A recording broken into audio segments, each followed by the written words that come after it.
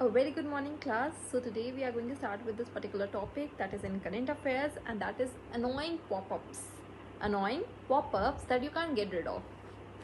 So why government is going against dark patterns? Now this is the term that you have to understand. Okay, this is the term that you have to understand because end of the day you can get a direct question on this in papers like GS1 social issues what are dark patterns again क्योंकि सारे आजकल topics link होते हैं. ठीक है, there is no bifurcation in topics. You have to have an idea of understanding every topic from every part of the syllabus.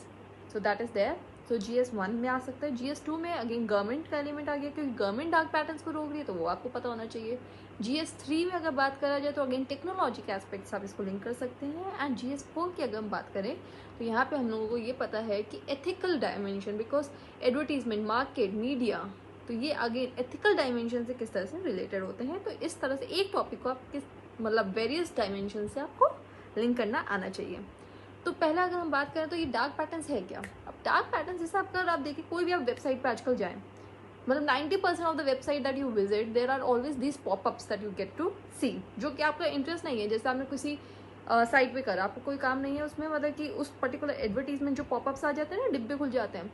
अब लेकिन आपको उसमें क्लिक करना पड़ता है. आप देखते हो कभी कभी आपसे डायरेक्ट क्लिक हो जाता है, कभी कभी उसमें छोटा सा एक क्रॉस होता है जो कि क्लिक ही नहीं होता. मेरे साथ तो ये बहुत प्रॉब्लम होता है. मेरे को लगता है मेरा लैपटॉप का स्क्रीन खराब हो गया है, पर ऐसा नहीं होता है. उसका मतलब कि एक इनबिल्ट सिस्टम होता है जो कि वो आपको क्रॉस करने ही नहीं देता. क्यों? एक प्राइम मोटिव है कि आप उनकी साइट पे ज़्यादा देर तक रहें. जितनी देर तक रहेंगे उतना क्या होगा? पैसा. ठीक है, तो यहाँ पे अगर बात देखी जाए तो ये एक बहुत ही अनएथिकल प्रैक्टिस है. It is taking your time, it is not letting you do things that you want to do, and time is money. They are making money, your time is always wasted in these dark patterns. So that is why the government of India is now going to criticize and take actions against these dark patterns in over a period of time. So इनको deceptive patterns भी कहते हैं क्योंकि dissipation ही है. ठीक है, deceptive patterns भी कहा जाता है. और इनको अगर ध्यान से देखा जाए तो एक तरह से ये मतलब बहुत समय से, पर आज जो है ये थोड़ा सा ज़्यादा मतलब पॉपअप्स आने लग गए हैं. ठीक है, बहुत सारी साइट्स पे. ठीक है, अब इनके क्या क्या निगेटिव्स हैं. पहला, data security. Data security hamper हो रही है आपकी, हो रही है कि नहीं? क्योंकि कभी भी आपको अगर देखा जाए तो कभी कभी पॉपअप से क्लिक भी हो जाता है. आप क्लिक कर लेते हो, उधर से चले जाते हो, वो लोग आपका कुछ ना कुछ इन्फॉर्मेशन निकाल सकते हो. टेक्नोलॉजी बहुत आगे जा चुकी है. सेकेंड चीज़ क्या है?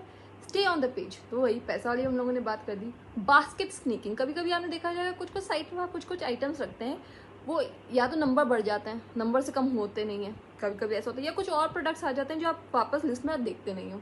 तो उस तरह से तो बास्केट स्नीकिंग मतलब you are sneaking into something. ठीक है, that is also wrong thing.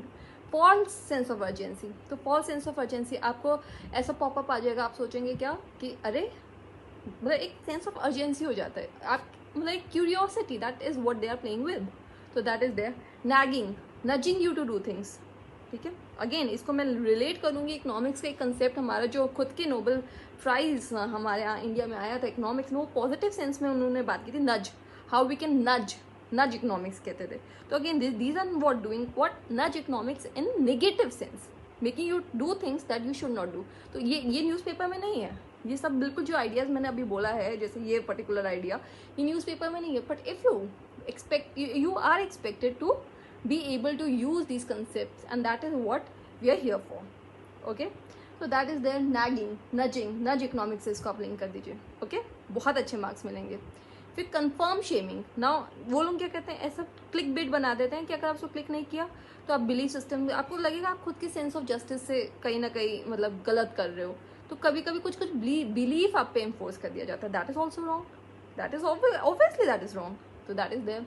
Confirm shaming, इसको हम लोग कह सकते हैं कि आपने ये बिलीव नहीं करी, ओ आपके ऊपर कोई conclusion, oh you are not doing this, so that is how it can actually hamper you. So that is there. Disguise ads तो है ही.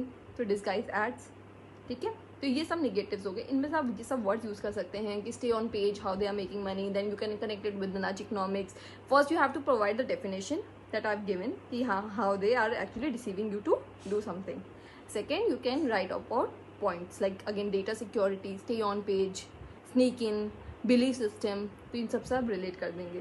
ठीक है, और उसके बाद आप क्या करेंगे, एथिकल वे फॉरवर्ड दे देंगे, जिसमें आप क्या बात करेंगे कि अवेयरनेस होना चाहिए, हाउ डिजिटल लिटरेसी. ठीक है, second regulation. Third US and UK ने इसके ऊपर लेजिस्लेशन लाया, तो we can again get into discussion with those countries as well, like how to properly control, because this is not a problem that is limited to one geography. This is not a problem that is limited to one geography. ये बहुत सारे area में expand करते हैं, तो that again that area, that expensive knowledge that you can highlight. So this is how it is. So again जो मैंने आपको बताया है इसके मैंने नोट्स भी लिखे हुए हैं. अगर आप लोग कमेंट सेक्शन में रिक्वेस्ट करेंगे या फिर मेरे को मेरे टेलीग्राम चैनल पर रिक्वेस्ट करेंगे तो मैं आपको प्रोवाइड कर दूंगी in a course of time. Thank you.